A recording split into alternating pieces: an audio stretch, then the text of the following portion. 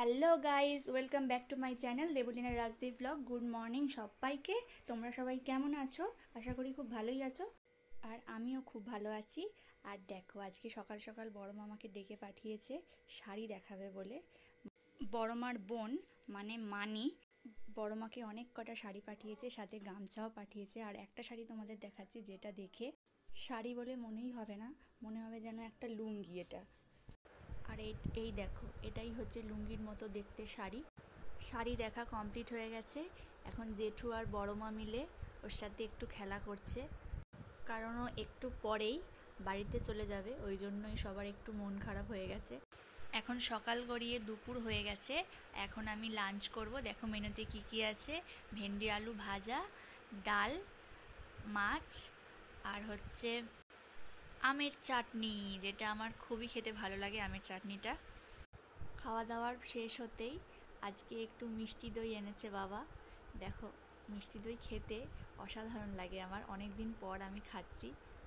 আর এখানে দেখো, মা ছেলেকে নিয়ে একটু বাইরে যাবে বলে রেডি হচ্ছে। আর এই দেখো, এখানে একটা ছোট্ট বিড়াল বসে আছে, কিউট কিউট দেখতে। জুম করে তোমাদের দেখাচ্ছি, দেখো যে যাচ্ছে তার দিকেই তাকাচ্ছে। বিকেল গড়িয়ে এখন সন্ধ্যা নেমে গেছে। এখন আমি আর ছেলে আর আমার হাজব্যান্ড মিলে একটু ঘুরতে বেরোচ্ছি। এমনি কোথাও যাওয়ার নেই, জাস্ট একটু ঘুরতে যাচ্ছি। সেরকম কোনো প্ল্যানিং ছিল না যাওয়ার, জাস্ট এমনি বেরোলাম সেজে গুজে। আর রাস্তায় দেখো কি সুন্দর একটা লাইটিং হয়েছে। যেহেতু কিছুদিন আগে ঈদ ছিল, সেই জন্য সেই লাইটিংগুলো এখনও রয়েছে রাস্তায়। দেখতে কিন্তু জাস্ট অসাধারণ লাগছে। এই রাস্তাটার পুরোটাই লাইটিংই লাইটিং। যতদূর গেছি রাস্তাটার পুরোটাই লাইটিং ছিল। এরকম লাইটিং শুধু দুর্গা পুজো বা কোনো বিয়েবাড়ি অকেশন বা যে কোনো এমনি পুজো সেখানেই দেখা যায়, কিন্তু এই দুর্গা পুজোর সময় বেশিরভাগ টাইমটাই দেখা যায়, দুর্গা পুজোর ওই 5টা দিন। কিন্তু এই সময়ও দেখে খুবই ভালো লাগছে। আর এখানটায় দেখো একটা মেলা বসেছে, বেশ বড় রকম নয়, ছোট রকমভাবে। আগে এই মেলাটা অনেকটা বড় বসতো। যাই হোক, আমরা কিন্তু মেলাতে ঢুকিনি, আমরা ওখান থেকে বেরিয়ে চলে এসেছি। মেলার জায়গাটায় আমরা দাঁড়াইনি। তো দেখো, এখানটায় কি সুন্দর একটা দোকান আছে, জামা কাপড় শাড়ি পাওয়া যায়, অনেক কম দামেই পাওয়া যায় আমি যতটুকু জানি, কিন্তু আমি কখনো কিনিনি। এটা শুনেছি আমি অনেকের মুখে, কারণ এখানে আমার কলেজ ছিল। এবারে দেখো, এখানে একটা খেলার মাঠ রয়েছে, এখানে অনেকেই খেলা করছে। আর এইদিকে দেখো, বাঁদিকে যে বাড়িটা, কি সুন্দর লাগছে না দেখতে।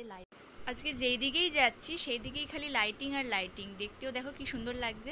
অনেকক্ষণ ঘোরাঘুরির পর, লাইটিং দেখার পর, এবার আমরা বাড়ির দিকে রওনা দিচ্ছি।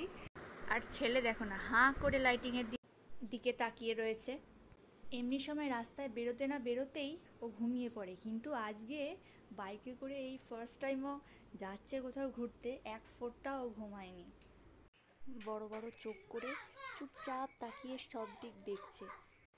সব ঘোরা হয়ে যাওয়ার পর শুধু বাড়ির গলির সামনে এসে ঘুমিয়ে পড়েছে। আবার আমি ভেবেছিলাম ওকে বাড়ি যাওয়ার সময় আমার বাপের বাড়ির সামনে, মানে আমার বাপের বাড়িতে নামিয়ে দেব, ওর দাদু ওকে নিয়ে যাবে, কিন্তু ও দেখি তার আগেই ঘুমিয়ে পড়েছিল। তাই আর কি করব, বাড়ি নিয়েই চলে এসেছি শেষ পর্যন্ত।